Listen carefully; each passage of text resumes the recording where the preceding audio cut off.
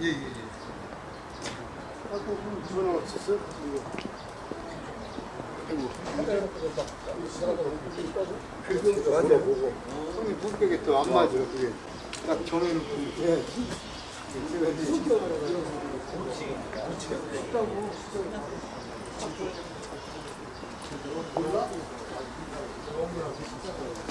회장님이 저희 동문이세요. 저희 보문고등학교 나오셔가지고 저희를 특별히 이렇게 했으니까 자리 배치 좀 정리가 잘 됐네요. 특히 제가 여쭤봤더니 뭐 3기 그런 거 필요 없고 그냥 같이 합장 인사로 이렇게 시작하신다니까 이따가 모시도록 하겠습니다.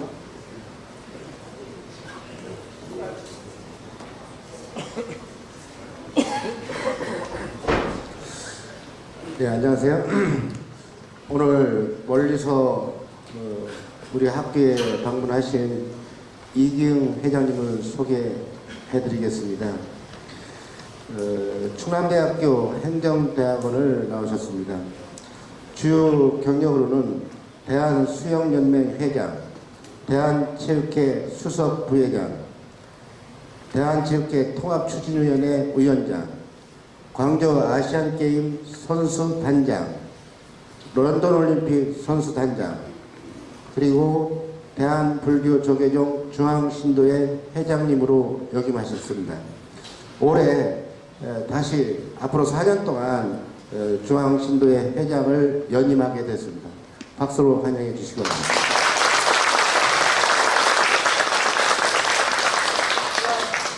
선생님 앞이니까 합장 좀 해주시고요. 담배 이런 거 같이 합장 인사하도록 하겠습니다.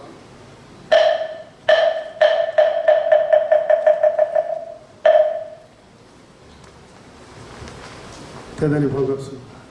18회 졸업생 이기흥입니다. 무엇보다도 오늘 저희 모교의 선생님들과 이렇게 한 자리에서 만나 뵐 수 있게 돼서 제 개인적으로 매우 영광스러운 그런 기쁘게 생각을 합니다. 항상 학교에 오면은 생각나는 것이 세월이 참으로 빨리 흘러간다.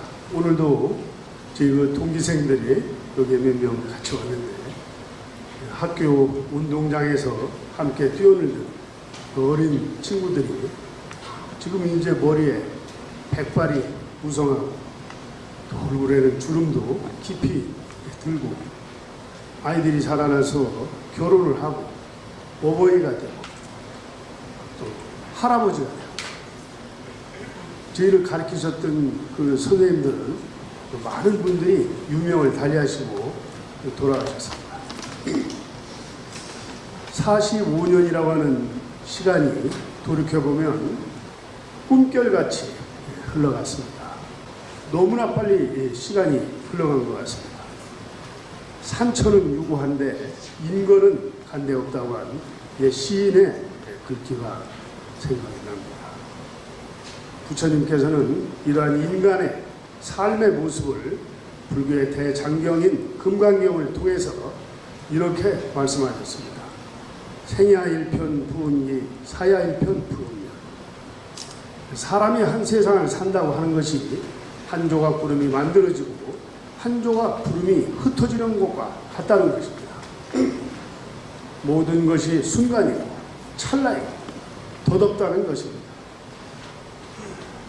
미국 예일대학의 케이건 교수가 죽음이란 무엇인가라고 하는 그의 저서를 통해서 우리 사람들이 죽음에 대해서 관념적으로 생각을 하지 본인한테 닥칠 그러한 일이라고 실증적으로 잘 생각을 하지 않는다는 겁니다.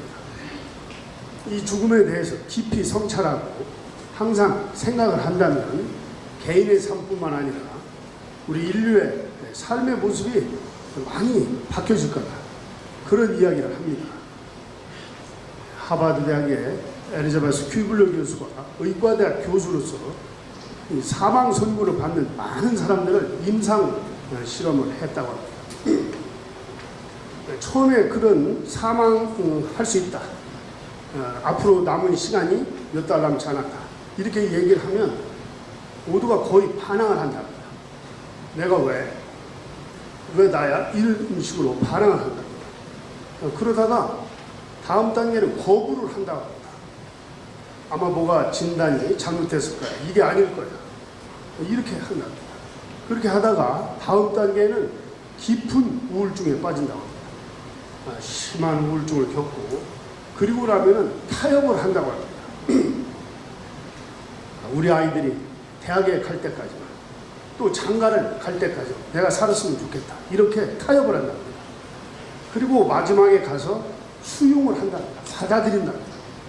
앞으로 남은 시간 동안에 어떻게 이 삶을 마무리할 건가를 수용을 하는데 그 수용 단계에서는 거의 100%가 후회와 회한을 한다는 것입니다. 그때 내가 조금 더 따뜻하게 대해줄 거야. 그때 내가 조금 더 져줄 거야. 그렇게 하지 말라. 이렇게 그 많은 후회와 회한을 한다고 합니다. 저도 이런 앞으로 이 삶이 얼마가 남아있는지 그것은 뭐 누구도 잘 모를 수밖에 없습니다만 삶의 마지막 순간에 도달했을 때 후회하지 않고 그 죽음을 받아들일 수 있는 그러한 환경을 만들고 그러한 때를 겸허히 받아들일 수 있도록 하기 위해서 나름대로 열심히 이렇게 생활을 하고 있습니다. 처음에 오늘 이 자리에 와달라는 우리 동기생으로부터 이야기가 있을 때 제가 어떤 한 분야에 전문적으로 또 충분한 어떤 학식을 쌓은 것도 아니고 선생님들한테 무슨 얘기를 하면 좀 부적절하지 않나 이런 생각을 했었습니다. 근데 또 한편 생각을 해보니까 모교의 선생님들 앞에서 또 제가 그동안 살아온 삶을 바탕으로 또 경험담을 좀 해드리면 이것도 나름대로 의미가 있지 않겠나 해서 오늘 이 자리에 참석하게 됐습니다. 해서 저는 제가 현재 우리 대한민국의 제가 불자를 대표하는 전국 신도회장을 맡고 있기 때문에 부처님과의 인연, 또 이 중앙 신도의 역할과 그 기능, 또 우연하게도 저는 비체육인이었습니다만은 체육계에 몸을 담아서 오랜 동안 체육 활동을 했습니다. 그래서 이 체육계 활동과 우리 국가대표 선수를 훈련하는 과정과 이 친구들의 그 역할, 기능, 또 우리 선생님들이 경험해보지 못하셨을 올림픽에 대한 얘기도 좀 해드리고 제가 그동안 겪었던 이야기를 간략하게 소개해드리고 오늘 이야기를 마무리하도록 하겠습니다. 저는 이곳에서 가까운 충남 논산의 전형적인 시골 마을에서 3남 4녀 중에 2남으로 태어났습니다. 제가 부처님을 처음 본 것은 국민학교 4학년 때였습니다. 그때는 제가 장티푸스에 걸려가지고 아주 심각하게 많이 앓았습니다. 그래서 병원에 한번 가려면 거리가 한 20여 이상 이렇게 떨어져 있어가지고 마땅히 교통수단도 없고 그래서 제 어머님께서 저를 업고 다니면 또 거리가 멀으니까 이게 안 돼서 다음에는 우리 아버님께서 저를 지게다가 지고 어머님이 뒤에 따로 그야말로 내를 건너고 논길을 따라서 지금도 여름이면은 항상 생각나는 게 그 파란 들판에 장맛비가 내리고 난 뒤에 시원한 바람이 불어오면 그때 그 이마에 상큼하게 닿던 그 기분을 지금도 잊을 수가 없어요. 병원에 다니면 나서야 되는데 낫질 않아 해가지고 좀 더 이제 더 심해져가지고 이제는 지게로는 안 되고 지게를 지려면 지게 뒤에 발목을 잡을 수 있는 손 힘이 있어야 되는데 이게 힘이 안 돼가지고 리아카로 다녔어요. 리아카로 가려니까 이제 더 훨씬 거리는 멀어지고 리아카 이제 미워서 그래도 안 낫는 거예요. 평소에는 이제 자꾸 더 악화되고 아무것도 먹지를 못하니까 열이 많이 나고 그래서 이제 다른 사람한테 옮는다 해가지고 화장실 옆에 헛간에 움막처럼 이렇게 임시 거처를 해서 있었습니다. 계속 또 이제 병세는 안 오고 사람들이 이렇게 해가지고 이게 살 수가 있겠는가 다들 그런 염려들을 많이 하고 계셨는데 제 외할머니께서 오셨는데 동네 어르신들하고 앉아 계시다가 이렇게 하다가 이게 죽을 것 같다. 그러니까 절에라도 한번 가보자. 이렇게 해서 이제 마침 우리 이웃 마을에 비구니 스님이 주석하시는 조그만 암자가 있었어요. 그래서 이제 절에 가서 그때 부처님을 처음 봤어요. 그럼 어쨌든 그 한 2박 3일 정도 기도를 하고 왔는데 지금 생각하면은 아마 스님께서 구명시식을 해주셨던 것 같아요. 그래서 다녀온 뒤로 건강히 회복이 되고 오늘날까지도 이렇게 건강하게 잘 지내고 있습니다. 제가 이제 학교 끝날 때 되면 스님께서 학교 앞에 오셨다.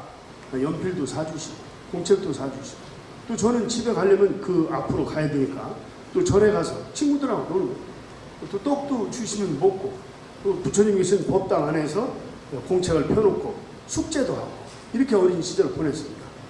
네, 그렇게 해서 부처님을 우리 부모님도 그때부터 절에를 다니시는 겁니다. 처음. 그 이후에 제가 이 보문고등학교를 들어왔고 이 보문에서 제가 1학년 때 당시 총무원장 스님이었던 청담 대종사님, 또 동국대학교 역경원장을 하셨던 문어 대종사님, 춘원 이광수 선생님의 사촌 형님이십니다. 아주 그 큰 스님이셨어요. 법문을 듣고 그리고 사회생활 하다가 제가 군대 갔는데 저는 공군에 갔습니다. 공군에 갔는데 하루 인사처에서 저를 오라는 거예요. 원래 저는 병원에 일반 행정요원인데 그 갔는데 저보고 법당으로 파견을 나가라는 거예요. 45년 전에 그때는 뭐 42, 3년 전에 이 법당이 저는 부대에 있는 줄은 알지도 몰랐어요. 근데 어떻게 해서 제가 법당에 갔나 이렇게 생각을 그 나중에 물어보니까 제가 보문고등학교를 나와가지고 우리 동기생들이 동대 불교학과를 다닌 친구들이 3명이 있었습니다. 근데 이제 그 위에 법사님이 저희 동기생들하고 선후배야. 그래서 제가 동대 기숙사에 놀러 갔다가 옛날에 알았었는데 이 양반이 저를 어떻게 알고 부른 거예요. 그래서 이제 법당으로 배송이 돼서 법당을 짓는 일이 이제 그때 아주 큰 일이었어요. 당시에 이제 지금 돌아가셨습니다만 현대건설의 정주영 회장님께서 그 여동생의 남편이 현대중공업의 사장이었습니다. 김형주 사장. 그분이 돈을 제일 많이 내주시고 또 하동 쌍계사, 또 송광사의 부산 방장생 여러분들이 돈을 내주시고 그때는 제가 지금 맡고 있는 이 전국 신도회장을 중앙정보부장을 하셨던 이우락 씨가 하고 있었어요. 군대 생활할 때. 그래서 이 분께서 진주의 대동공업에 또 얘기를 하셔서 거기서도 또 돈을 많이 대주셔서 법당을 아주 크게 잘 짓고 왔습니다. 지금도 법당이 아주 군대 안에 있는 법당이지만 아주 규모도 있고 아주 잘 졌습니다. 얼마 전에 이 법당을 수리하는데 저한테 연락이 왔어요. 사진이 한 50장 정도가 나왔다. 군대 생활할 때 제가 어디다 뒀는지 하더니 그게 법당을 이렇게 수리하다가 나왔더라고요. 그래서 이제 군대 생활을 제대로 하고 이후에 나와서 저는 항만 건설업을 했었습니다. 우리나라의 큰 항만은 제 손이 안 난 데가 없습니다. 인천의 신공항, 군산 해양, 제주도 북항, 부산의 가덕도 신항만, 해군 잠수함 기지, 울산 신항만 거의 저희가 참여를 했습니다. 제가 투자도 했고 또 같이 참여를 했고. 근데 그 이전에 그 비구니 스님 소개로 제가 이 비구니 스님 연세가 많이 드셔서 저보고 앞으로는 충북 괴산에 있는 공림사로 가라. 이렇게 해서 공림사로 다니게 됐습니다. 공림사에 계신 그 주의스님은 조계종의 총무원장을 2번이나 하신 분이에요. 원로회의 부의장도 하시고 아주 큰 스님이십니다. 탄성 대종사님이고. 그래서 이제 그 절을 지금 32년째 다니고 있습니다. 근데 그 탄성 스님으로 해서 수덕사의 방장스님, 수덕사의 법장스님을 알았는데 이 법장스님께서 총무원장이 되신 거예요. 그리고 그때 저는 대한칸원명 회장을 하고 있었는데 저보고 오라고 해서 갔더니 체육인 불자연합회를 좀 만들어라. 앞으로는 이 체육인들이 이 스포츠, 그때 당시에 박지성, 홍명보, 야구에 우리 그 박찬호 선수 다 불자입니다. 그러니까 체육인 불자연합회를 만들어서 전법과 포교를 하는데 특히 이 청소년들한테 필요하다. 그래서 제가 체육 선생님, 또 교수님, 또 선수, 지도자, 코치들을 망라해서 전국에 2,200명을 초기 회원으로 해서 체육인 불자연합회를 만들었습니다. 그리고 나서 이 총무원장 선생님께서 갑자기 법장 선생님께서 병원으로 돌아가시고 지관 큰 스님께서 총무원장이 되셨는데, 우리 선수들이 가장 힘들어하는 것이 자기와의 싸움입니다. 아침 새벽부터 일어나서 밤 늦게까지 수백 번씩 반복적인 훈련을 하는, 그것은 자기 자신과의 싸움에서 이겨야만이 올림픽에서 메달을 딸 수가 있습니다. 자기가 자기를 이기지 못하는데 남을 이길 수가 없습니다. 제일 힘들어하는 게 자기 컨트롤입니다. 마인드 컨트롤이 굉장히 중요해서 제가 정부와 또 종단과 상의해서 태릉 선수촌에 법당을 만들었습니다. 아주 법당을 크게 만들고 올림픽 공원에도 법당을 만들어서 대한체육회, 국민체육진흥공단 모든 사람들이 법회를 볼 수 있도록 만들고, 2008년 베이징 올림픽 가기 전에는 1000명이 통도사에 가서 2박 3일간 수련회를 하고 그랬습니다. KBS에서 그것을 다큐멘터리 3일로 찍어서 전국에 방영을 하기도 했습니다. 이러한 공로를 인정을 받아서 직관 근스님 때 불자 대상, 포교 대상, 자승 총무원장 선생님께서 총무원장이 되시고 나서 전국의 제가 불자를 대표하는 전국 신도회장이 되고 동국대학에서 불교학으로 명예 철학 박사를 받았습니다. 지금도 생각을 해보면 부처님과의 인연이 남다른 데가 있구나. 그리고 많은 그 총무원장 스님들하고 교류를 했습니다. 그래서 이것이 어떻게 인생이 참 의도되지 않은, 예기치도 않았던 그런 방향으로 가는 어떤 그 힘도 있구나. 제가 아까 모두에도 말씀드린 대로 저는 이 체육에 전혀 문외한 사람인데, 제가 체육에 그 인연을 맡게 된 것은 한때 제가 신민당의 총재이셨던 이민우 총재님 수행을 한 적이 있었어요. 그때 비서실장님이 국회의원도 하시고 정부 차관도 지내시고 김영삼 대통령 비서실장도 하셨는데 주택공사의 사장을 모셨어요. 그 주택공사가 이 근대우종을 맡는 그런 회사입니다. 그래서 저보고 한날 오라고 해서 갔더니 근대우종연맹 부회장을 좀 맡아봐라. 애들이 싸워서 얘기하고 다른 일을 할 수 없단 말이야. 그래서 이제 얘기를 들어보니까 그때 당시 저는 근대우종이 뭐 하는 건지도 몰랐어요. 그래서 그거 뭐 하는 겁니까? 이렇게 물어봤더니 이게 유럽에서 군인들을 기리기 위해서 만든 하나의 시합인데, 성곽이 적군으로부터 포위당하면 이걸 왕한테 알리기 위해서 이 전령이 말을 타고 달리고 가다 적군을 만나면 칼싸움도 하고 총도 쏘고 강을 건너야 되니까 수영도 하고 달리기도 하고 이래서 가는, 그래서 5가지 종목이야. 육상, 펜싱, 사격, 수영, 승마. 이게 한 종목만 해도 이렇게 싸우고 막 이러는데 5개 종목을 하니까 매일 애들이 이게 의견이 안 맞는 거예요. 그래서 제가 가서 이 친구들한테 혼자 하는 것도 중요하지만, 혼자 독주를 하는 것도 좋지만 여럿이서 같이 각기 다른 목소리를 내면서 하나의 선율로 더 크게, 더 큰 감동을 줄 수 있지 않느냐. 그것은 서로를 수용하고 포용하고 조화롭게 이렇게 할 수가 있지 않느냐. 때로는 술도 먹고 또 격려도 하고 이렇게 해서 잘 관리를 했습니다. 그래서 이것이 인정이 됐는지 체육회에서 오늘 오라고 해서 대한카누연맹 회장을 좀 맡아야겠다. 연맹이 지금 문제가 많이 있다. 그래서 이제 제가 카누연맹 회장을 맡고, 그러고 난 뒤에 다시 또 수영연맹이 문제가 있어서 또 수영연맹 회장을 맡고, 대한체육회에서 아주 중요한 보직은 다 해봤습니다. 전국체전위원장을 하고 통합위원장을 하고 발전위원장을 하고 인천 아시안게임 조직위원회 부위원장을 했습니다. 4번의 올림픽과 2번의 아시안게임을 다녀왔습니다. 호주 시드니, 아테네, 베이징, 런던, 부산 아시안게임, 광주 아시안게임, 2010년도 2012년 광주 아시안게임, 12년 런던 올림픽에 대한민국 선수단장으로 가서 최고의 성적을 냈습니다. 아시아 2등을 하고 런던에 가서 독일, 프랑스, 이태리를 다 스페인을 이기고 5등을 하고 왔습니다. 지도를 펴놓고 보면 웬만한 나라는 다 다녀봤습니다. 87개국 정도로 다녔습니다. 지구를 15바퀴 이상을 돌아봤습니다. 가까운 이웃나라의 후쿠다 수상, 모리 수상, 이란의 부통, 카타르의 왕자, 영국의 황실, 바티칸, 중국의 장쇼핑 경제부총리, 북한의 장웅 IOC, 많은 자크록의 IOC 위원장, 많은 분들과 교류를 할 수 있었어요. 지금 생각해보면 제가 사업만 했으면 그런 경험을 못했을 겁니다. 굉장히 지금도 영광스럽고 또 보람있는 그러한 시간을 보냈습니다.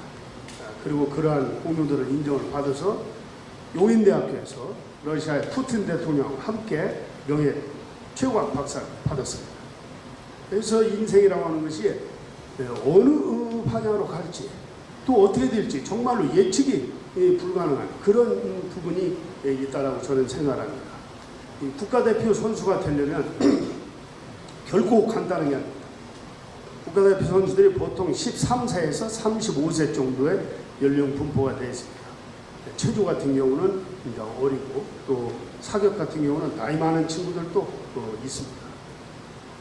반에서 1등하기도 우리 선생님들 아시겠지만 반에서 1등하기도 어려운데 국가대표가 되려면 읍면에서 발탁이 돼서 군대항에서 1등을 해야 되고 도민체전에 와서 최소한 1, 2, 3등을 해야 되고 또 전국체전에 와서 1, 2, 3등을 해야 돼요. 한 분야에서 1, 2, 3등을 한다는 게 결코 쉬운 얘기가 아닙니다. 국가대표가 돼서 태릉 선수촌에 들어오면 핸드폰 반납, 컴퓨터 사용 못합니다. 아침 6시에 기상해서 1시간 동안 새벽 운동을 하고 식사, 쉬고 다시 9시부터 밤 9시까지 지속적으로 반복적인 훈련을 합니다. 우리 장민환 선수 몇백 킬로가 되는 바벨을 하루에 수백 번씩 들어 올립니다. 어깨가 터져버립니다. 근육이 터져버립니다. 우리 배드민턴의 이용대 선수 스매싱을 하루에 수천 번씩 해가지고 팔이 빠져버려요. 박태환 선수 50m 트랙을 하루에도 수백 번씩 타면서 이 살이 퉁퉁 불 정도가 되고 발 뒤에 인대가 나갑니다. 체조의 양학선 선수 도마 위에 하루에 수백 번씩 뛰어서 바닥에 떨어져가지고 옷을 벗겨놓고 보면 파스로 도배했어요. 올림픽에 가서 99.9는 아무 소용이 없어요. 완벽하게 퍼펙트하게 100% 경기를 해야 됩니다. 거기 오는 사람은 다 99.9를 합니다. 그야말로 무의식의 세계에서 하도 많은 반복적인 훈련을 통해서 몸과 마음이 무의식의 세계에서 완벽한 경기를 해내는 겁니다. 그렇게 하지 않고서는 갈 수가 없어요. 또 대한민국에서 1, 2등뿐만 아니라 아시아에서 1, 2, 3등을 해야 올림픽에 나갑니다. 출전권이 대륙별로 나오기 때문에 아시아에서 1, 2, 3등이 아니면 나갈 수가 없어요. 아시아 40억 인구를 극복을 해야 됩니다. 그렇기 때문에 이건 보통 해가지고 되는 게 아니에요.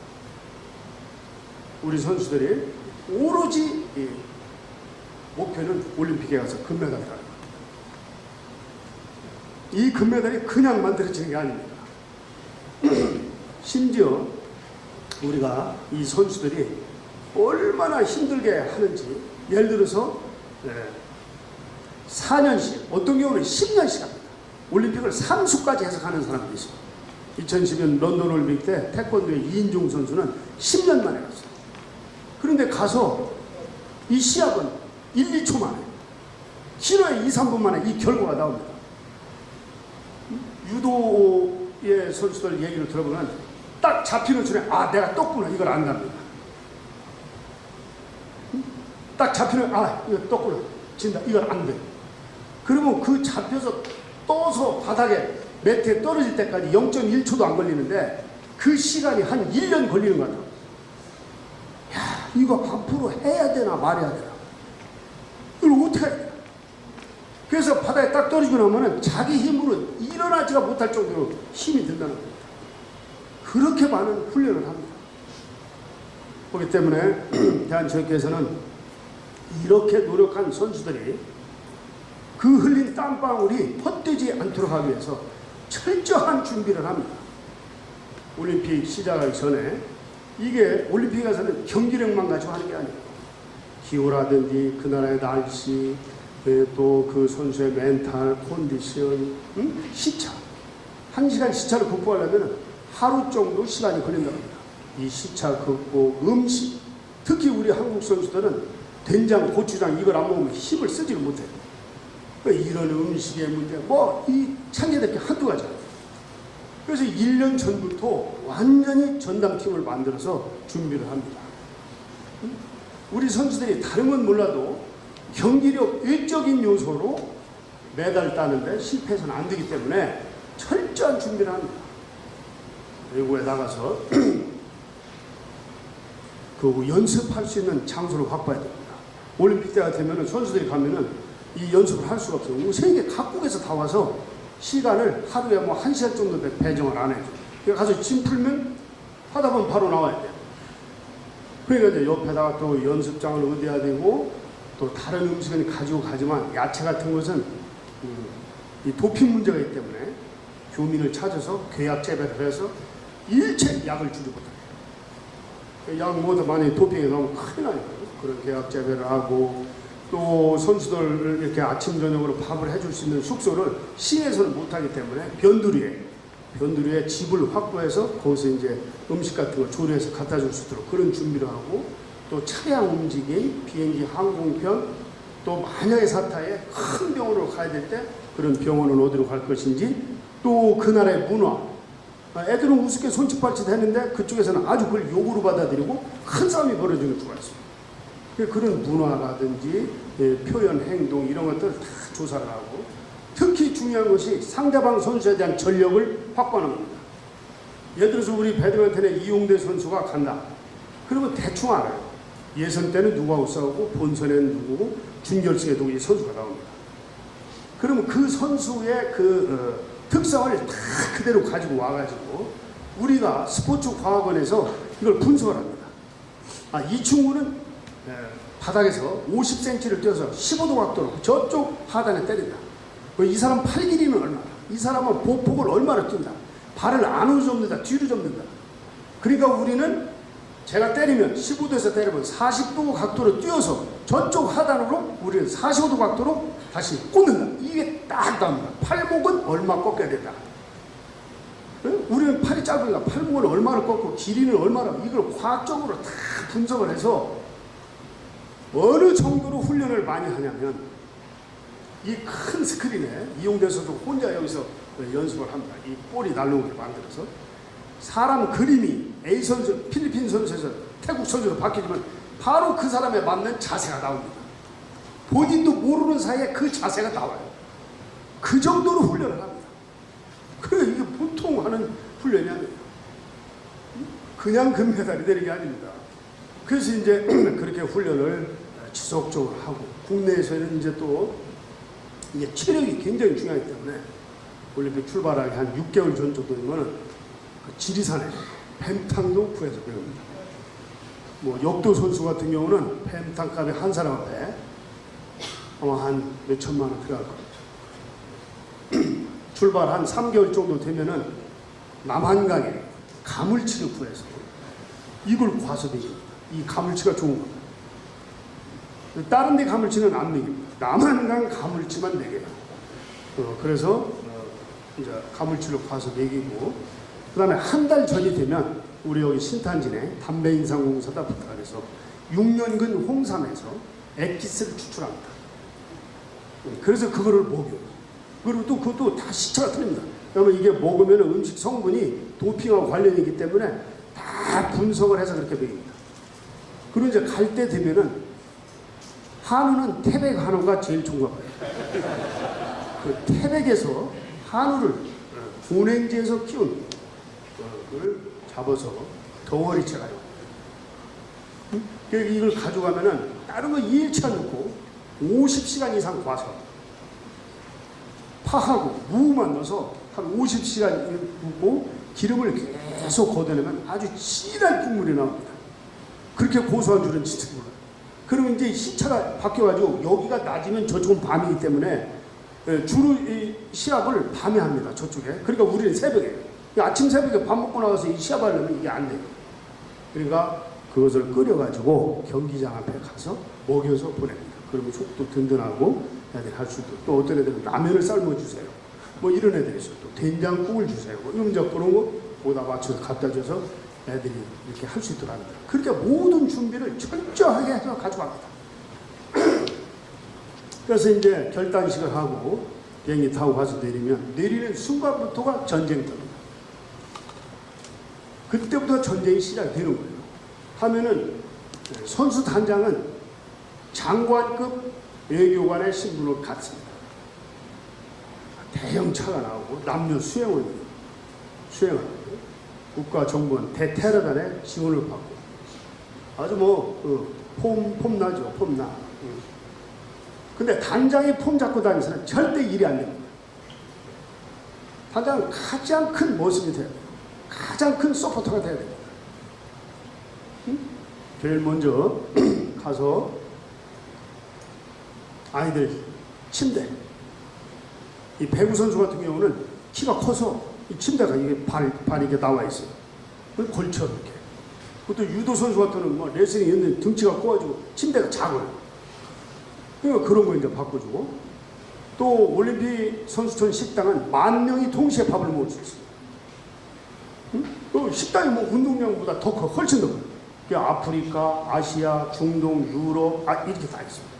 그래 가서 그래도 우리 선수들 입맛에 맞는 그런 음식들 짜다, 맵다 이런 걸 얘기를 해서 좀 컨트롤하게 해주고 그리고 이제 경기장을 다 미리 다녀봐야 됩니다.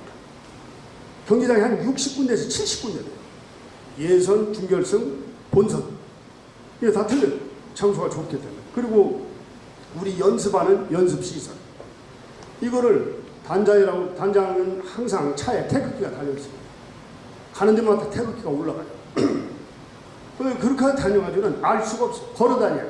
걸어서 우리 말로 속된 말로 개구멍을 다 파악을 해요. 이게 어떤 때 그게 굉장히 중요하느냐. 우리가 갈 때 이 친구는 금메달 딸 거야 이렇게 다 생각을 합니다. 얘는 4강에서 떨어질 거야 이렇게 대충 이렇게 우리가 계획을 짭니다. 얘는 예선 탈락이야 이렇게 다 하는데 예선 하려고 했던 애가 막 32강에서 16강, 8강, 4강 막 이렇게 올라가고 금메달 딸라고 했던 애가 갑자기 딱 중간에 떨어지는 경우가 있어. 그러면 빨리 이 물리치료사라든지 의사 또 마사지라 빨리 이쪽으로 이동을 시켜야 되는데 단장이 그걸 파악을 못하고 있으면 보고받다 날 새버려요. 가보면 경기가 끝나버립니다. 그렇기 때문에 단장이 철저하게 이거를 준비를 해야 돼요. 그건 누구 시켜서도 안 돼. 그래야 빨리 판단하고 적시에 우리의 그 인적, 물적 이 자원을 재분배를 할 수 있기 때문에. 그래서 시작하기 전에 이 발바닥에서 칼을 한 2번 정도 대야 돼요. 물집을. 그 정도를 하고 다녀야 됩니다. 그냥 이 놀러 가서는 이게 되는 일이 아니에요. 그래서 이런 것들 다 확인을 해놓고 그 다음에 우리 식당의 아주머님들 한 달 내내 국만 끓이다가 오게 할 수 없잖아요. 그러니까 선수촌으로 불러서 구경도 시켜주고 출연료도 주고 경력금도 좀 주고 하런던 시내에 나와서 같이 소주도 한잔 먹고 관광도 시켜주고 이렇게 해서 우리는 한 팀이다. 우리 선수들이 어떻게 해서라도 좋은 성적을 낼 수 있도록 우리가 힘을 합해야 된다. 이런 그 격려와 구성원으로서의 함께 할 수 있는 그런 동기를 부여해줘야 돼요. 영국의 그 유명한 여류 작가인 에밀이 어머니가 끓인 국하고 가게에서 사 먹는 국하고는 틀리다는 겁니다. 맛이. 어머니가 끓인 국은 애정과 사랑이 있다는 거예요. 그 자체가 틀리다는 거예요. 그래서 똑같은 국을 끓여도 우리 식당의 조무사님들이 애정을 가지고 끓여요. 우리 아들을 보살피듯이. 그러고 나면 이제 물리치료사님들은 또 이게 올림픽 시작되면 이 물리치료사들이 아주 죽어납니다. 이게 전쟁터 야전병원. 어떤 사람 막 눈이 이렇게 붓고 막 팔 빠지고 갈비뼈가 부러지고 타박상 있고 거기다 또 내일 나가야 되니까 마사지를 해줘야 되고 몸을 풀어야 되고 막 여기저기서 아이고 소리가 나오고 완전히 전쟁터예요. 날밤 꼬박꼬박 셉니다 이 사람. 미리 데리고 나와서 차를 빌려서 관광도 시켜주고 경력금도 좀 주고 미리 다 격려를 해요. 그래서 한 마음 한 뜻으로 우리는 오로지 선수들을 뒷받침하는 겁니다. 이런 자세로 한 사람이 움직이듯이 움직일 수 있도록 이렇게 해야 돼요. 그리고 나서 단장은 부단장. 부단장은 임원들. 임원은 선수, 코치, 지도자들. 지도자들은 우리 선수들을 잘 받들어 모셔야 돼요. 그래 우리 선수들이 그동안 4년, 10년씩 운동한 그 땀 흘린 것이 헛되지 않도록 그러한 노력을 지도자들이 해야 돼요. 그럼 우리 선수들이 압니다. 아, 우리 임원들이 정말로 우리를 위해서 이렇게 헌신적으로 노력을 하시는구나. 어떻게 우리가 잘해야 될까? 이런 생각들을 갖게 됩니다. 그렇게 다 해도 사고가 꼭 나요. 이번에도 내일이 이제 올림픽 시작이라면 오늘 전날쯤 되면은 요트에서 감독이 추방 당했어요. 올해 신문에는 그때 이제 얘기를 안 했지만 기자가 보통 몇 명이 따라주면 1,100명 정도입니다. 방송이 한 600명 와요. 엔지니어, 또 기자, 뭐 이게 막 종목별로 기자들이 다 나가야 되기 때문에 방송이 한 600명, 신문사가 한 500명 정도 옵니다. 이 사람들 다루기도 보통 일이 아니야. 응? 그래서 이제 우리 그 요트 감독이 항상 시합 전날 되면은 다 이 세계 각국에서 온 이 심판이라는 이제 감독 지도를 모아놓고 이번에 규정은 이렇게 바뀌었다. 그러니까 이건 이렇게 하자, 저렇게 하자, 이렇게 다 교육을 합니다. 교육을 하고 나면 이제 뭐 술도 한잔하고 그런 만찬하고 친교의 시간이 있는데 유럽에 가면 위스키가 많고 또 맥주가 뭐 종류가 수도 과일도 좋고 음식도 좋고 그러니까 이제 이 친구는 자기는 뭐 2-3잔 먹었다고 하는데 제가 볼 때는 10잔도 더 먹은 것 같아요. 특히 우리 한국 사람들은 섞어서 먹잖아요. 혼자 계속 섞어서 먹고 돌아다니다가 가려고 나왔는데 한국은 나오면 대리운전이 딱 있는데 대리운전도 없고 그러니까 이제 요트니까 바닷가에다 차를 세워놓고 한숨 자와야겠다 하고 차 세우고 자는데 그때 당시 이슬람 테러 분자들이 런던에 들어왔다고 해가지고 굉장히 이 경비가 강화했어요. 그 지역 경찰이 다니면서 보니까 이게 계속 올림픽 차가 이렇게 서 있는데 이상하다 생각을 하고 방위청에 연락을 했어요. 그러니까 군인들이 탱크 가지고 온 거예요. 술 먹고 자니까 이게 깨우니까 이게 비실거리고 흔들거리고 나오니까 바로 데리고 가서 경찰서 유치장에다 넣어버린 거예요. 그래서 뭐 외교 채널로 아무래도 이거는 재판 받아야 된다. 약식 재판을 받고 추방자 벌금 내고 시합도 아직 시작도 안 했는데 큰일 났어. 그래서 얘기를 아무리 해도 안 통해요. 그래서 이제 우리가 야, 아직 시합도 시작도 안 했는데 벌써 이런 게 국내 보고 들어오면 큰일 나니까 한 번만 봐줘. 해가지고 이제 넘어갔는데 개막식을 하고 그 다음날 우리 박태환 선수가 예선 탈락이 됐어요. 큰일 났어요. 뭐 완전히 금메달을 따와가지고 제가 또 수영연맹 회장. 제가 경기장에 있었는데 이 녀석이 움직였다는 거예요. 어깨를. 그래서 MBC가 이제 그때 중계를 했는데 어떤 경우에도 스타트대에 올라가면 돈 절대 움직이면 안 돼요. 숨도 쉬면 안 돼요. 근데 이게 진짜 이 녹화한 장면을 보니까 어깨가 약간 움직였어요. 그래서 우리가 이의 신청을 해놓고 뭐라고 이거를 이의를 해줄 거냐. 그래서 고민 그때 시간이 얼마 만에 입수를 했냐면 0.59 정도 입수를 했어요. 근데 박태환 선수는 0.48이면 입수를 하는데 그래서 저희가 뭐라고 했냐 3가지를 썼습니다. 첫째, 박태환 선수는 금메달 따라왔지 여기 예선 탈락하러 온 사람이 아니다. 왜 부정 출발하냐 무리하게. 그리고 부정 출발했으면 더 빨리 들어갔어야 돼. 좀 늦었잖냐. 0.599 평상시에 0.48인데 말이 안 맞지 않냐. 그래서 우리 결론적으로 이건 호흡의 일환이다. 스타트에 올라가서 이 총을 쏠 때 어떤 사람은 약간 빠르게 쏘고 어떤 사람은 약간 늦은 경우가 있어요. 그럼 선수는 올라가서 준비하면은 하나, 둘, 딱 이렇게 셉니다. 근데 이게 길어지니까 호흡을 뱉을 수밖에 없잖아요. 그래서 약간의 움직임이 있었던 거다. 이제 이렇게 이제 얘기를 했어요. 근데 결정적인 것은 이제 또 우리 이명박 대통령께서 제 바로 직전에 수영연맹 회장 10년간 하셨어요. 우리 세계연맹 회장님하고 잘 알고. 그래서 제가 그 세계연맹 회장한테 좀 대통령께서 관심을 가지고 전화가 오셨다. 절대 이게 부정 출발이 아니다. 해가지고 하여튼 잘 해결이 돼서 그 은메달을 땄습니다. 아마 그때 칭찬 엄청 들었어요. 스포츠 얘기했습니다. 대한수영연맹 하여튼 회장님 잘한다. 아주 말할 수 없이 예, 칭찬을 많이 받았는데 바로 그 다음날 우리 유도의 조준우 선수가 또 이 사건이 터진 거예요.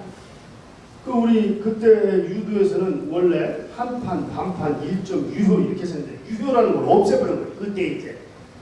그래서 이제 일본 선수가 처음에 1점을 땄어요.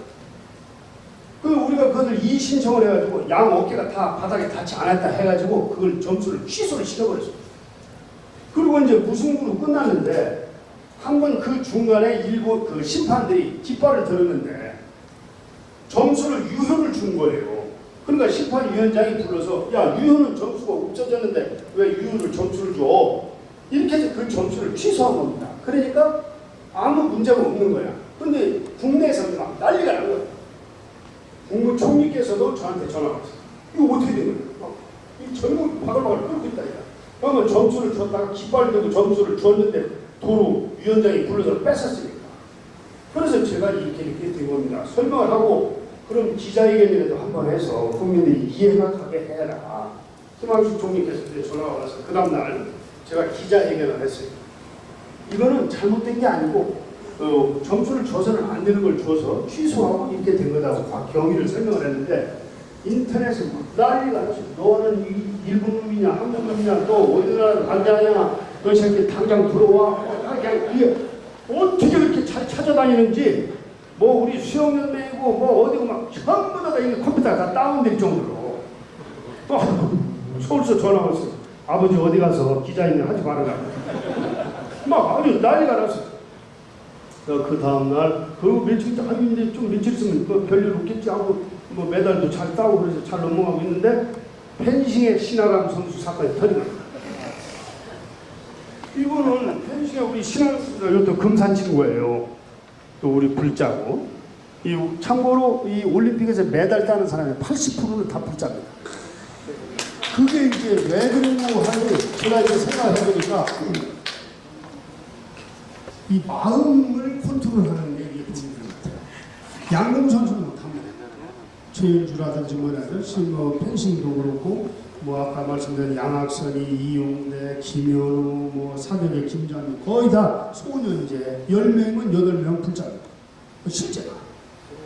그래서 신아람 선수는 어드밴티지를 받아가지고 1초만 지나면 얘가 이제 결승 진출하는 거예요. 그러면 최소 은메달이 확보되는데 이 1초 시간을 주면은 이게 0.9, 0.8, 0.7 해서 쭉 해서 0, 0 이렇게 돼야 되는데 0.9에서부터 내려서 0.1이 되면은 0으로 가는 게 아니라 다시 1로 오는 거예요. 이걸 4번을 그렇게 하고 4번.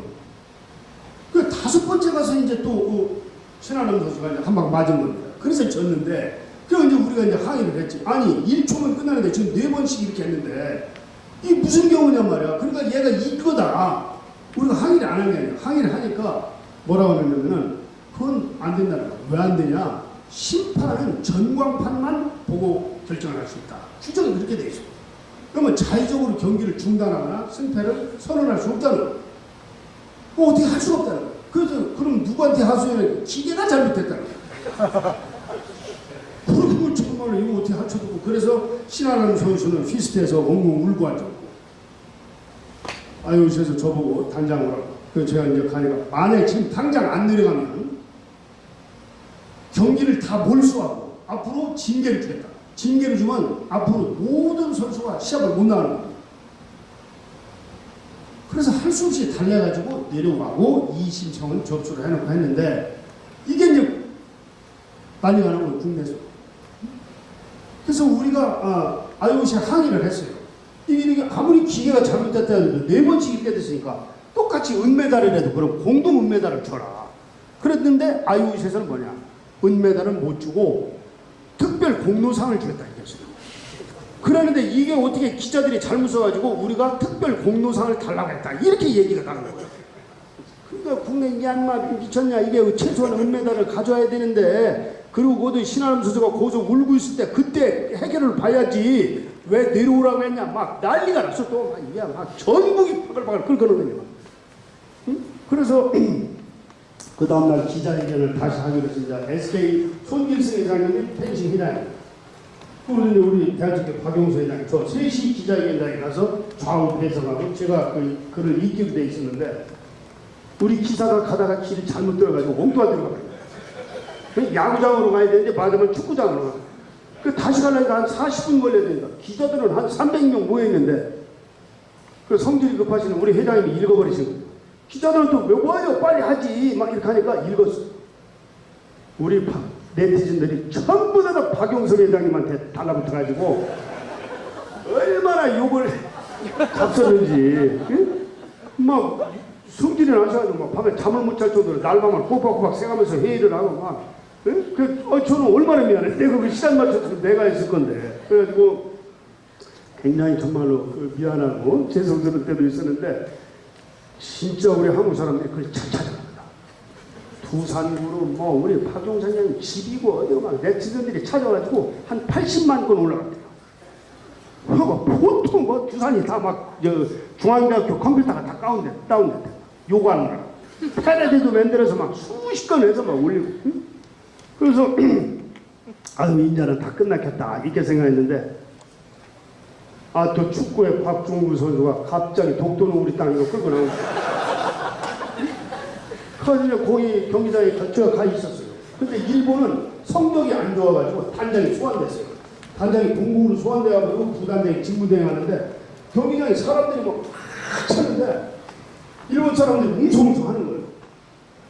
그래서 IOC에서 또 저를 오라는 거예요. 단장하고 감독 총감 홍명보하고 저 가서 갔더니 박종구 선수를 매달 세레머니에 내보내지 말고 유감 표명을 하라는 거예요. 그래서 왜 유감 표명이냐? 독도는 역사적으로나 시류적으로나 우리가 지배를 하고 있는데 대한민국 땅을 대한민국 땅이라고 하는데 그게 뭐 잘못됐냐 말이야. 그랬더니 IOC 헌장에 종교, 인종, 정치, 영토 이거 가지고는 얘기를 못하게 되는데 독도로 끌고 나왔다 이거.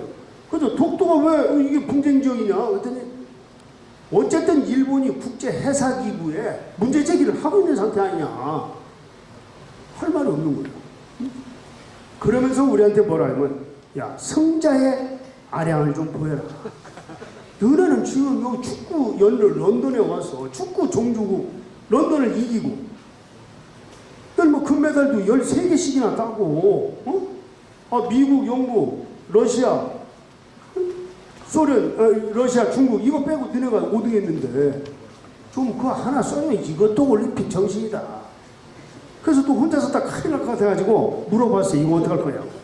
외교부에도 물어보고 정부에도 뭐 그 정도 약간의 뭐 유감 표명 하는 게 좋겠다. 그래서 써줬어요.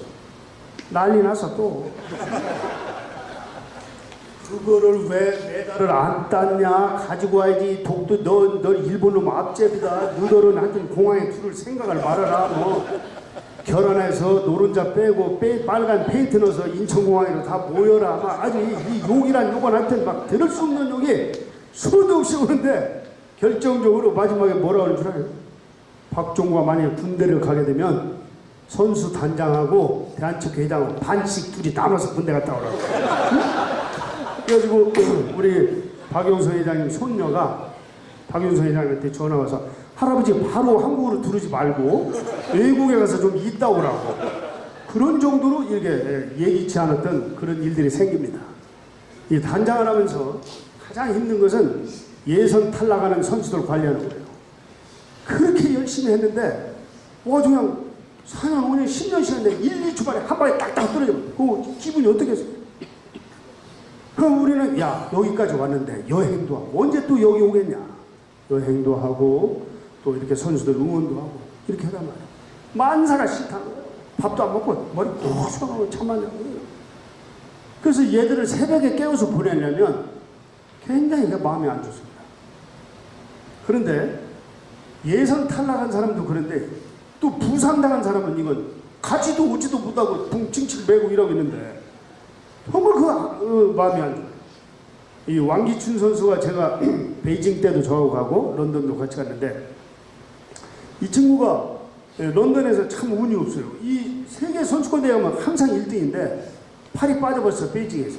근데 이번에도 갈비뼈가 나가버렸어요. 그러면 상대방 선수는 그걸 알고 거기만 공격합니다. 얘는 안 넘어가려고 막 버티고. 그러면 그걸 바로 그 링 앞에 앉아있으면은 1초가 그 버티는 1초가 진짜 1년 같아요. 그리고 막 같이 힘을 쓰고 소리를 질러가지고 그날 밤에는 막 온몸이 쑤시는 거야. 이거 안 보여요. 그래서 왕기춘 선수 어디 가냐 했더니 어딘지 잘 모르겠다는 거야. 숙소에 갔더니 문이 잠겨있어요. 그 다음날 또 안 보여요. 그래서 제가 느낌이 이상해서 다시 숙소로 갔어요. 문을 따봐. 카텐을 다 치고 머리를 산말을 하고 얼마나 울었는지 눈이 퉁퉁 부었어요. 그래서 제가 상처를 어루만지고 머리를 쓰다듬어주고 두 손을 꼭 잡았어요. 선수와 나 사이에 교감이 일어납니다. 내가 무슨 말을 하려고 하는지 걔가 알아요. 기춘아, 밥 먹어야지. 예, 대답해. 그 다음날 아침에 식당에 나타나서 머리를 산발을 하고. 그래서 제가 데리고 잔디광장으로 갔어요. 얘는 교회에 다니는 친구입니다. 야, 기춘아, 네가 지금은 정말로 힘들고 정말로 너의 그 아픔을 누구도 대신해 줄 수 없겠으나 너 성경에 다윗왕의 반지편에 나오는 이 또한 지나가리라.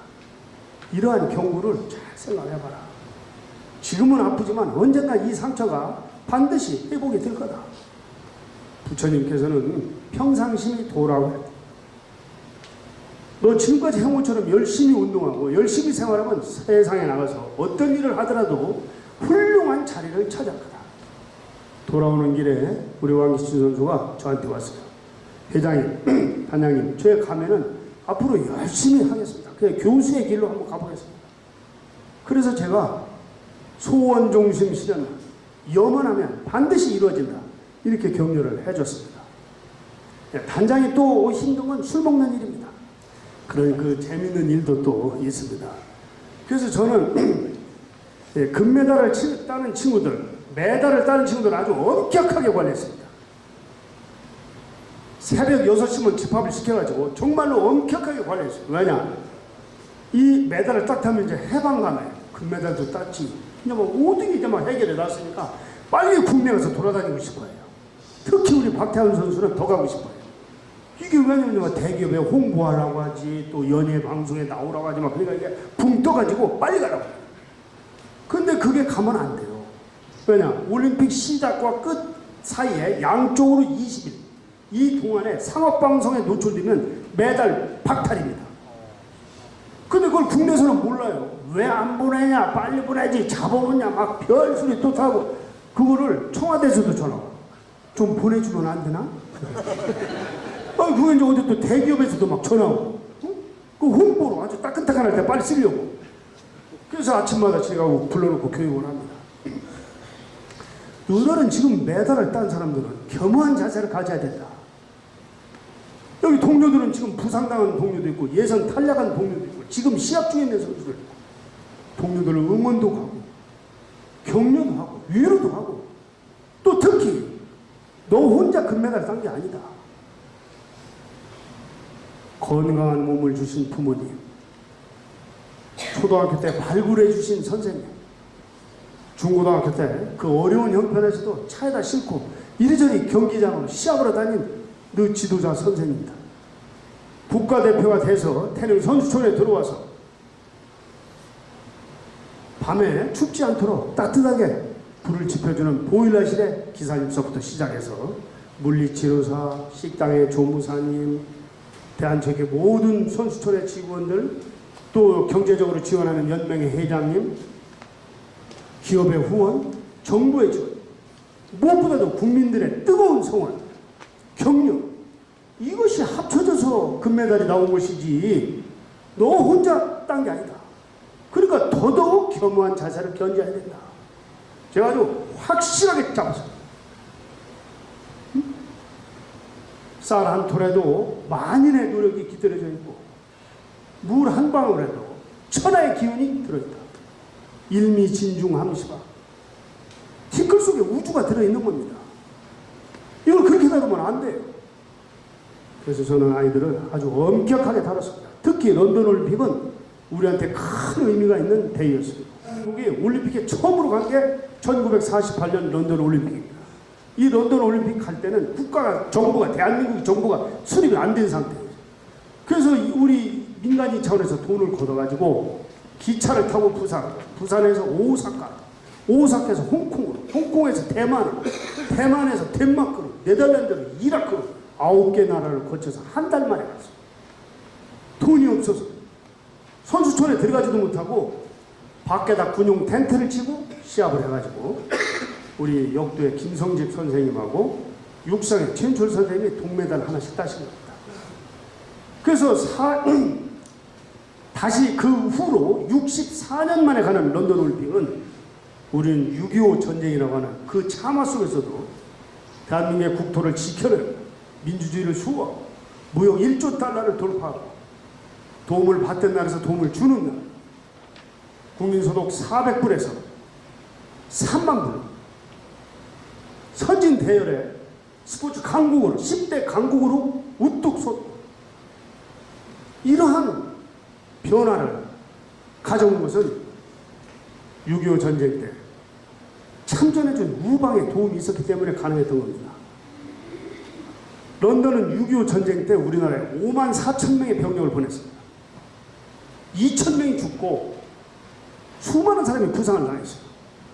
제가 영국 국무성에 부탁을 해서 생존자가 계신지 알아봐달라고 했어요. 런던 시내에 15분이 살아계셨어요. 또 그때 당시 올림픽 때 자원봉사를 했던 할머니 한 분이 살아계셨어요. 이분들을 우리가 다 초청을 해서 식사도 하고 선물도 드리고 우리 메달 딴 선수들을 다 드리고 들어오기 이틀 전에 런던 시내에 있는 세인트폴 성당으로 갔습니다. 그 6.25 전쟁 때 돌아가신 분들의 위패가 그 지하에 다 있어요. 그래서 우리가 가서 헌화하고 참배했습니다. 영국의 BBC를 비롯해서 모든 유럽의 언론들이 극찬을 아끼지 않았어요. 대한민국의 젊은이들이 경제적으로 뿐만 아니라 정신적으로 정말로 성숙한 민주시민이 돼서 돌아왔다. 올림픽 끝나고 제가 집에 왔는데 런던에서 편지가 한 통 왔어요.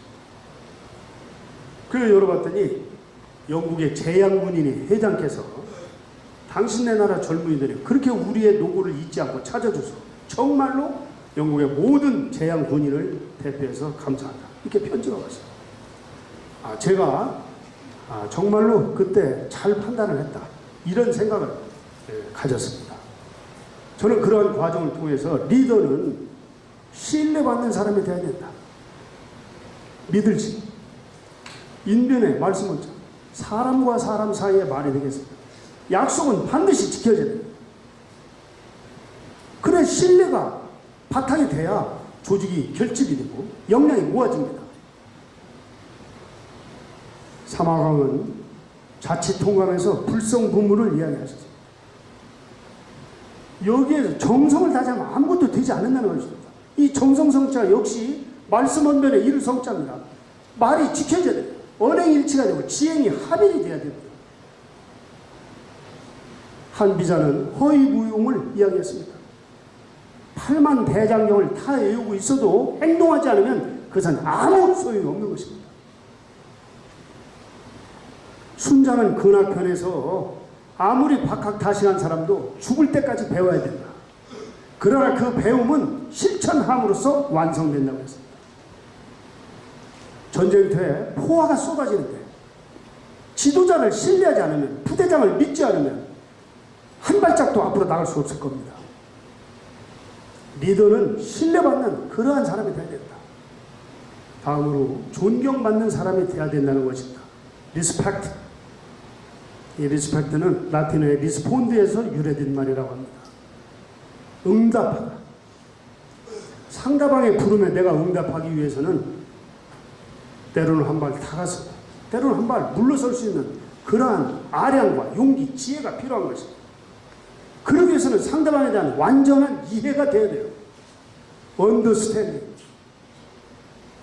언더는 아래이고 스탠딩은 선다는 소리가 되겠습니다. 그 사람의 아래에 내가 쓸 때 겸허한 자세를 견지할 때 상호 소통이 되고 그것이 이해를 바탕으로 해서 응답을 하고 그것은 존경으로 이어져서 조직이 팀워크가 이루어지는 것입니다. 다음으로 조직을 위해서 헌신해야 된다는 것입니다. 같은 그든 어떤 팀이든 리더는 헌신해야 됩니다. 미국 하버드 대학의 로버트 셔튼 교수가 굿보스 배드보스라고 하는 그의 저서를 통해서 가장 좋은 지도자는 부하들이 역량을 발휘할 수 있는 그런 기회를 균등하게 주고 부하들이 그 역량을 발휘할 수 있도록 환경과 여건을 만들어주는 거예요. 그게 머슴 같은 지도자. 낙오도에 있는 한 마리의 양도 잘 보살펴서 같이 목적지까지 데려가는 목동과 같은 그러한 지도자가 가장 좋은 지도자. 또 오늘날 우리 사이에 절대적으로 필요한 지도자가 그러한 지도자일 겁니다. 우리 선생님께서도 잘 아시겠지만 오늘날 우리 사이에 너무나 많은 문제가 많습니다. 지역적으로 또 이념으로 소득 불균형으로 인한 빈부격차로 정말로 대한민국이 몸살을 앓고 있어요. 전 세계적으로도 지구촌에 테러라든지 종교, 인종 이런 많은 문제, 환경 파괴, 생태계 문제 많은 문제가 우리나라에도 1년이면은 자살하는 사람이 지금 13,000명이라고 합니다. 자살로 그 많은 사람이 그 귀중한 생명을 버리고 있습니다. 교통사고로 1년에 5,000명이 죽는다고 합니다. 소송하는 게 1년에 63만 건이에요. 여기에 따른 비용이 수십조가 들어갑니다.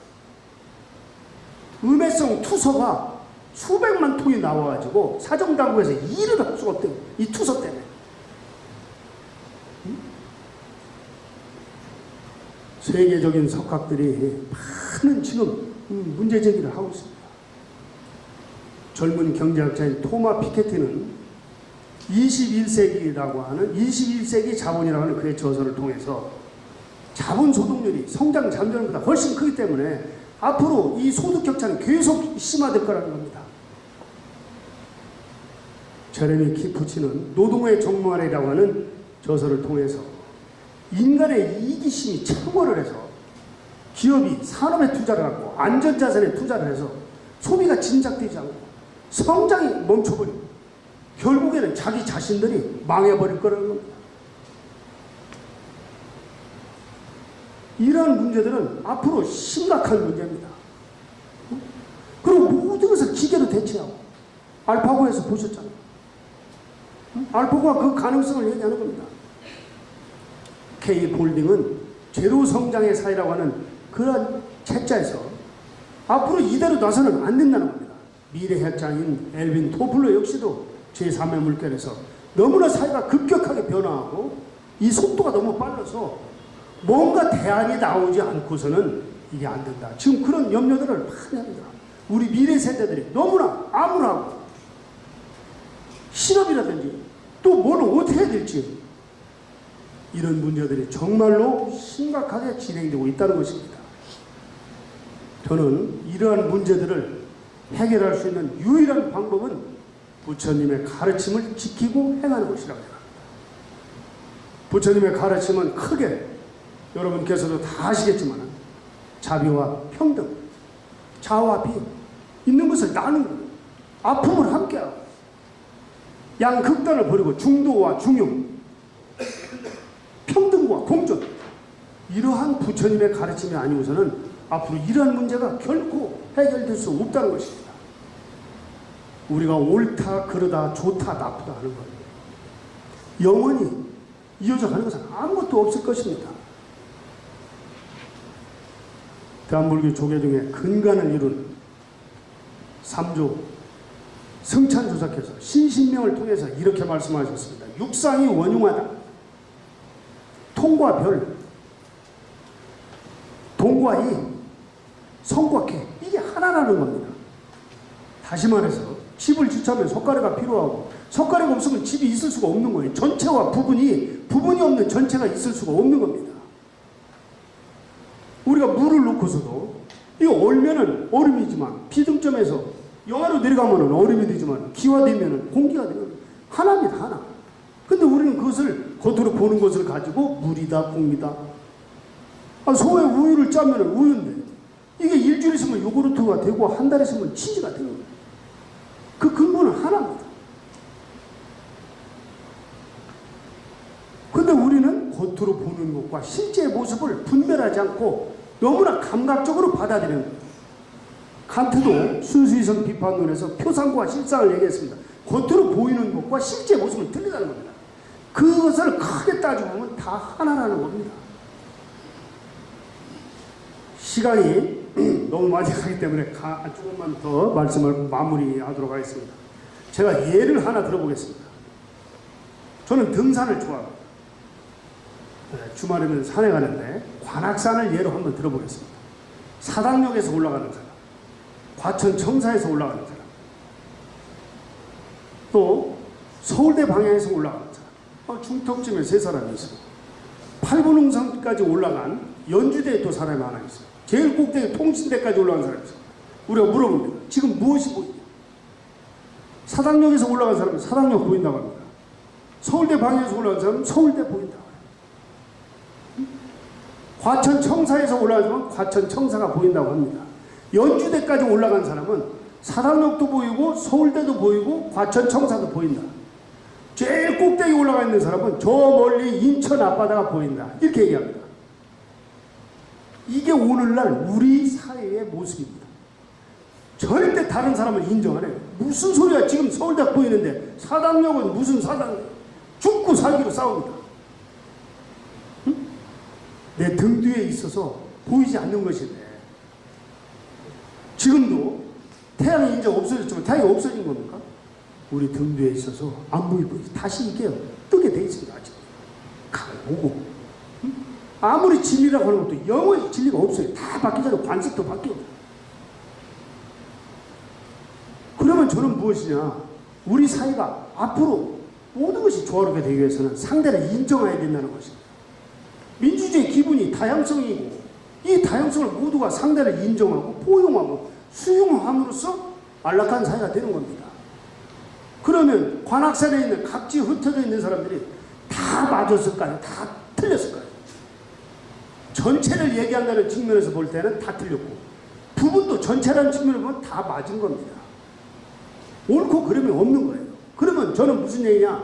이 전체에서 가장 공통분모를 찾아내야 되는 겁니다. 모두가 도파하는 공통분모가 뭐냐? 관악산이라고 하는 공통분모가 있는 것입니다.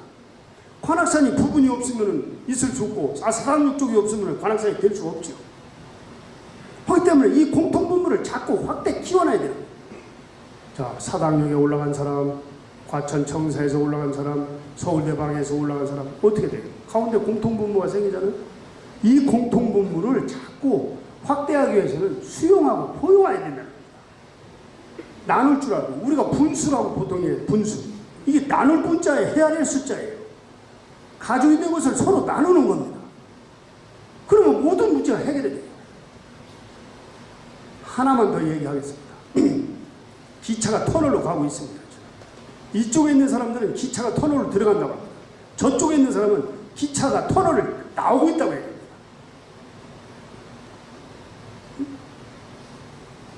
기차는 정확하게 얘기하면 터널로 들어가면서 동시에 나가고 있는 것입니다. 그 자리에 존재하면서.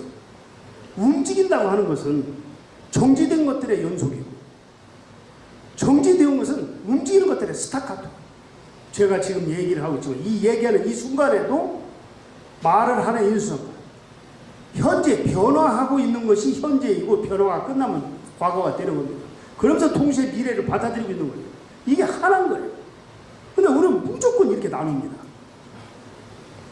그래서 이런 측면에서 우리 사회의 이런 병폐, 이런 것들을, 이런 병리적 현상을 고치기 위해서는 어떻게 해야 되냐?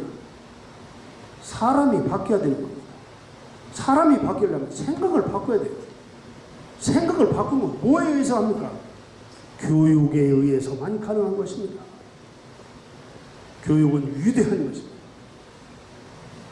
오늘 여러 가지로 교권 문제라든지 또 선생님들의 사기 뭐 이런 것들이 많이 지금 약화되고 저는 이거 아주 심각한 문제라고 생각합니다.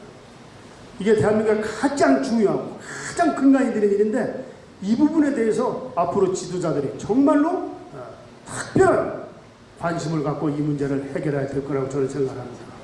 서울대학을 가는 것도 중요하겠으나 인간다운 인간, 사람 냄새가 나는 인간, 우리 교육의 지향점은 보통 고등학교 교육의 목표가 뭐예요? 보통의 민주시민을 양성하는 겁니다. 홍익입니다. 이러한 인간들을 많이 만들어야 해요. 그래서 세상을 바꾸는 거. 이게 교육에 의해서만이 가능합니다. 세계대전 후 그 백선명전 나폴레옹을 워터루 전쟁에서 웰링턴 장군이 이겼습니다. 이기고 자기 모교인 이튼 스쿨에 가서 이야기를 할 때 무슨 얘기를 했느냐. 내가 나폴레옹을 이길 수 있었던 것은 이 이튼 스쿨의 운동장에서 이미 결정이 됐었다.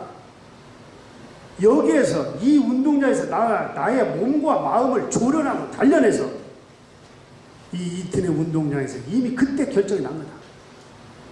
이런 얘기를 했다고 합니다. 이게 바로 교육의 힘입니다. 그래서 저는 오늘 우리 학교에 와서 선생님께 간곡하게 제가 부탁드리고 싶은 것은 여러 가지 환경이 열악하지만 우리 후배들 정말 우리 사회가 필요로 하는 인간 그러한 사람으로 교육을 시켜주시기를 정말로 간곡히 부탁을 드립니다. 또 그런 것이 가능한 것은 대한민국의 이 보문고등학교밖에 없습니다. 그건 왜냐? 보문의 보문이 뭡니까? 보현보살과 문수부살님의 앞자를 따져 지혜와 복덕을 두루 갖추고 있기 때문에 부처님 가피로 이 보문에서는 그것이 가능하다 이겁니다.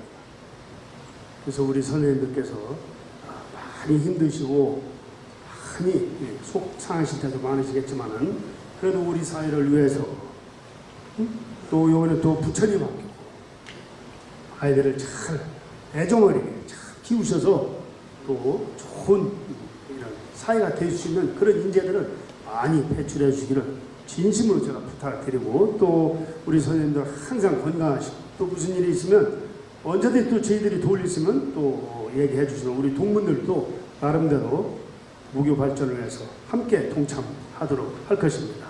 항상 건강하시고 하시는 일마다 부처님 가피가 함께 하시기를 항상 기도하겠습니다.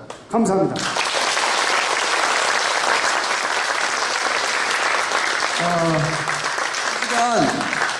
강의해 주신 우리 이기훈 회장님 저도 깜짝 놀랐는데 한 10년 동안 제가 여기서 이렇게 사회를 봤는데 한 명도 안 좋으신 거 처음 봤어요.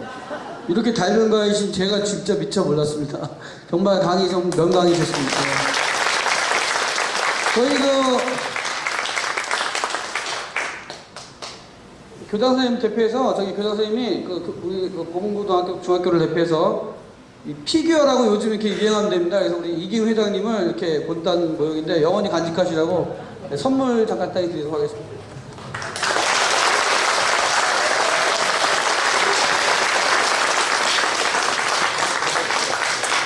일부러 지금 오셨거든요. 예. 어머니들 먼저 이쪽에 나오셔가지고 우리 사진 한번 우리 전국 신도 회장님 만나는 일이 쉬운 일이 아니시니까 이쪽에 회장님 여기 잠깐 이렇게 앉으셔가지고 선생님들 조금 있다가 같이 찍으실 분은 찍으시고 어머니들만 좀 앞으로 좀 나오시죠.